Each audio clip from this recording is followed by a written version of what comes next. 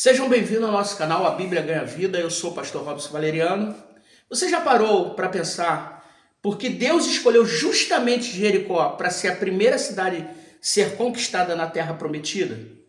Seria apenas porque ela ficava no caminho ou existia um motivo maior? O que você acha? A maioria das pessoas conhece apenas a história das muralhas caindo ao som das trombetas. Mas, cara, ninguém sabe que Jericó era uma das cidades mais antigas do mundo, protegida por muralhas gigantescas, abastecidas por fontes de águas permanentes e considerada praticamente impossível de conquistar. É isso mesmo, meu querido. Neste vídeo você vai descobrir curiosidades que a Bíblia não explica em detalhes, mas que a arqueologia, a história e o contexto da época revelam. Mas vamos entender por que Jericó era tão importante, como era a vida dentro das suas muralhas, por que ela era chamada porta de entrada de Canaã e o que os arqueólogos encontraram e ainda despertar detalhes do mundo inteiro sobre esse assunto. Então prepare-se, porque ao final desse vídeo você nunca mais vai ler o livro de Josué da mesma maneira. Roda a vinheta.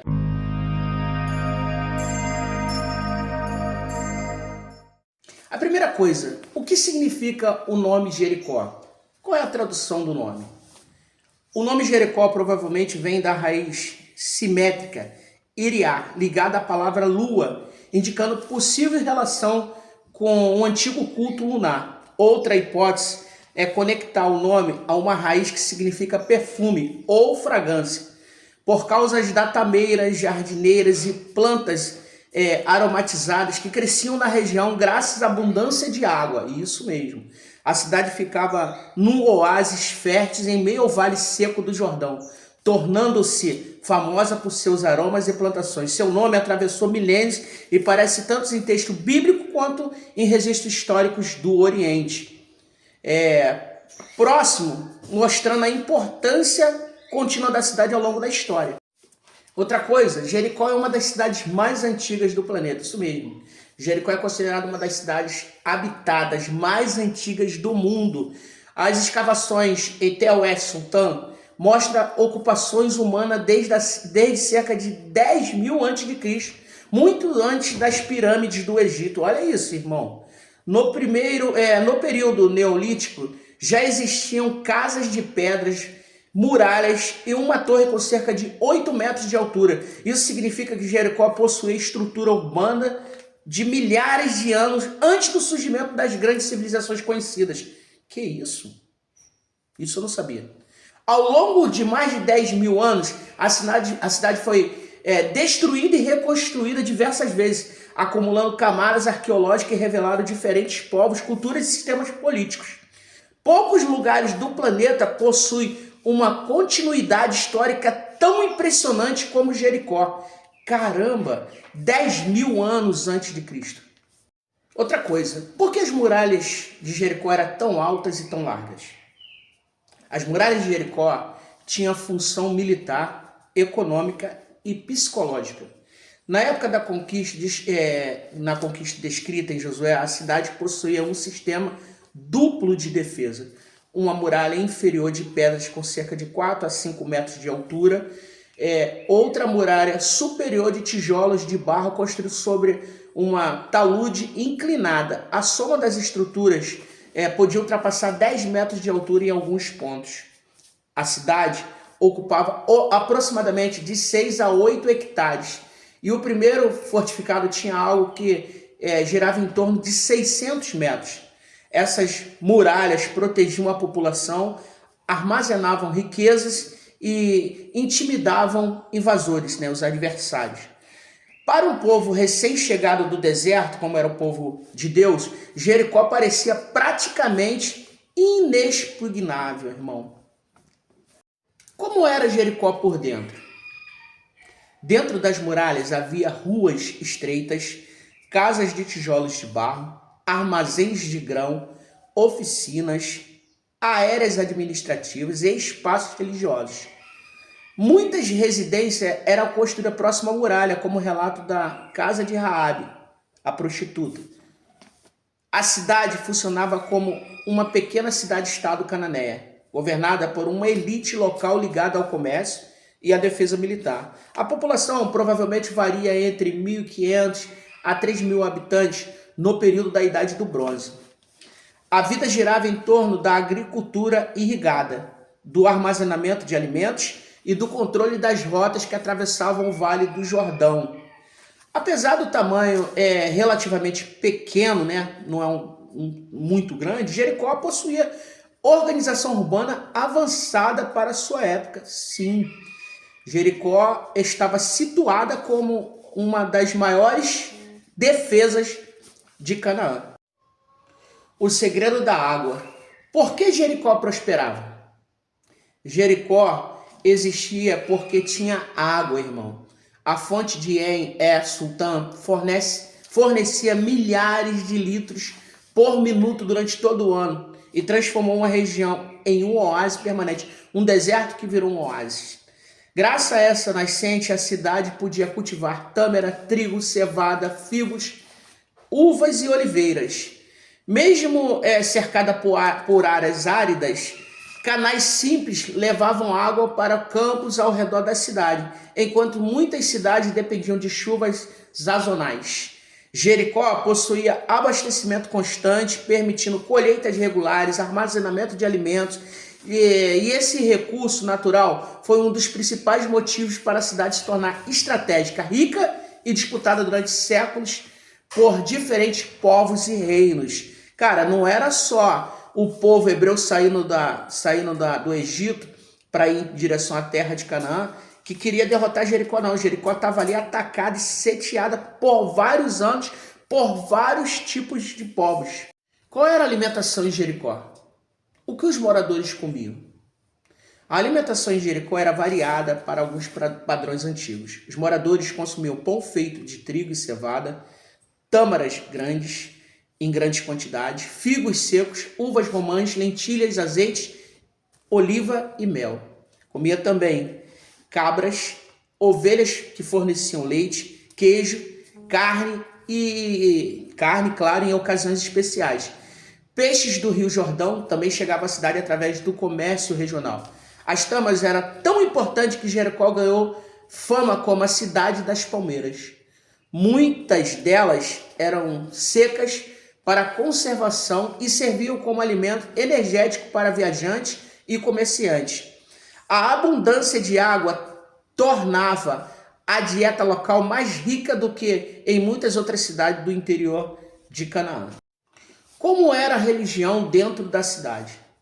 Jericó era uma cidade cananeia e antes da chegada dos israelitas, seus habitantes cultuavam várias divindades ligadas à fertilidade, à agricultura e às forças da natureza.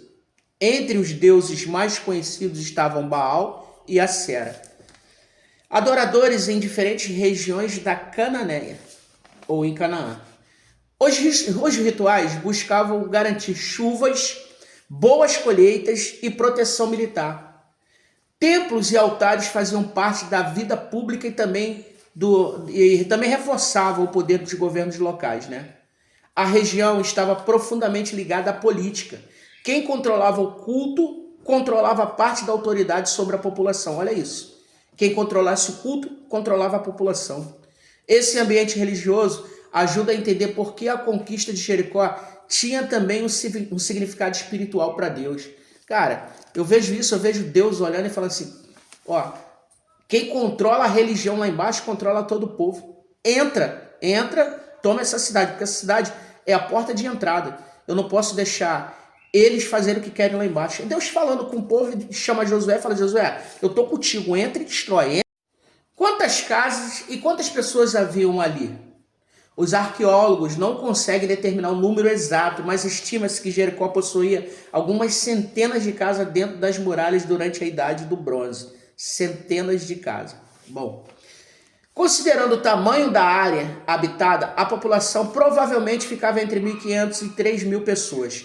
As casas eram construídas com tijolos de barro sobre a fundação de pedras e geralmente tinha poucos cômodos, organizado em torno de um pátio, né? Poucos cômodos e um pátio. Algumas residências ficavam encostadas da muralha e era muito comum isso, tá? aproveitando a estrutura defensiva como parte da própria construção. Isso explica como uma casa poderia estar sobre o muro, como acontece no relato de Raabe em Josué capítulo de número 2. O que a arqueologia descobriu sobre a queda das muralhas?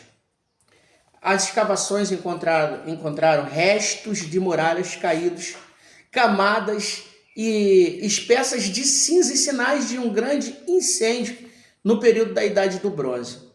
Também foram encontrados jarros ainda cheios de grão queimados, indicando que a destruição ocorreu rapidamente e após uma grande colheita recente. O debate está na data exata do evento. Alguns arqueólogos o relacionam ao período tradicional da conquista de Israel, enquanto outros defendem datas diferentes. Cara, foi a conquista de Israel, está lá a prova, está na Bíblia, né? Josué capítulo de número 6. O que existe consenso é que Jericó sofreu uma destruição violenta e intensa em algum momento da Idade do Bronze. A discussão continua sendo uma das mais conhecidas da arqueologia bíblica. Para mim, tá? Não tem discussão nenhuma. Caiu porque Deus falou para José, entra e toma posse. Olha essa curiosidade. Jericó era a porta de entrada de Canaã. Esse é o ponto mais importante da história. Jericó ficava ao lado do Rio Jordão, bem localizado, exatamente na rota que ligava o Vale Oriental às montanhas centrais de Canaã e mais tarde a região de Jerusalém. Quem atravessava o Jordão vindo do leste praticamente encontrava Jericó como a primeira grande defesa. Por isso, ela funcionava como uma porta de entrada estratégica para toda a terra prometida. Se Josué deixasse, pense nisso, se Josué deixasse Jericó intacta, Israel avançaria para Canaã como uma fortaleza inimiga, protegendo suas rotas de suprimento. Conquistar Jericó significava abrir o caminho para o interior da terra e garantir segurança militar para os próximos movimentos do povo de Israel. Pense só desse jeito. Israel passa, não destrói Jericó. Quando Israel estivesse guerreando, Jericó vinha por trás e derrotaria os israelitas, né, os hebreus. Então, primeira coisa que tem que fazer é derrotar Jericó. Por quê? Para não ser surpreendido mais à frente, entendeu? O que aconteceu depois da conquista? Após a destruição, Jericó não desapareceu para sempre. A região continuou sendo ocupada em diferentes períodos. Embora a cidade fortificada tinha perdido a sua importância por algum tempo, verdade. Depois de destruída, ela perdeu a sua importância comercial.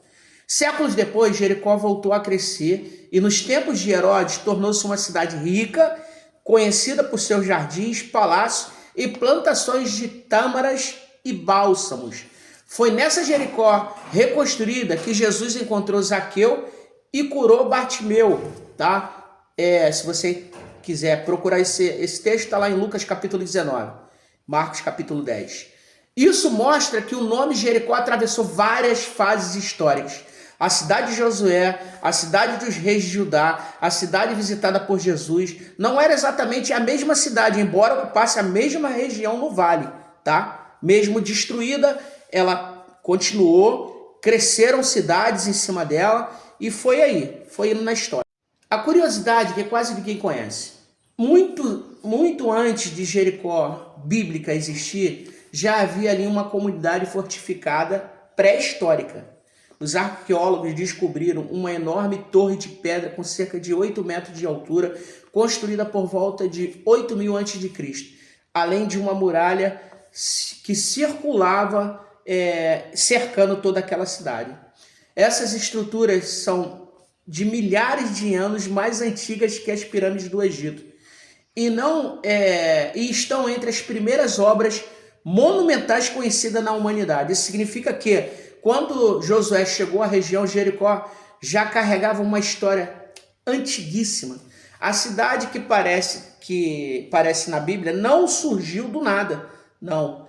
Ela era herdeira de uma tradição urbana que atravessava milênios e impressionava qualquer visitante que chegasse ao Vale do Jordão, tá? Era uma cidade histórica. E depois de conhecer tudo isso, fica muito mais fácil entender porque Deus começou justamente por Jericó. A primeira batalha de Israel não foi apenas contra uma cidade, foi contra aquilo que parecia impossível de vencer. Jericó representava a força humana, a segurança das muralhas, o poder militar e a confiança nas próprias estruturas aponta para isso. Mas Deus mostrou que nenhuma fortaleza é maior do que a sua vontade. Talvez hoje você também esteja diante da sua própria Jericó. Um problema que parece intransponível, uma porta fechada, um sonho que parece impossível. A mensagem continua a mesma. Quando Deus decide abrir um caminho, nenhuma muralha consegue impedir. Se esse vídeo aumentou o seu conhecimento na Bíblia e fortaleceu a sua fé, inscreva-se no nosso canal, A Bíblia Ganha Vida, e deixe seu gostei e compartilhe esse conteúdo com alguém que ama descobrir os detalhes da palavra de Deus. Eu quero terminar com uma pergunta. Qual é a muralha que você está enfrentando hoje? Escreva nos comentários. Eu vou ler, orar por você e eu tenho certeza que Deus vai trabalhar ao seu favor. Fique conosco e até o próximo vídeo. A Bíblia Ganha Vida. Fique com Deus.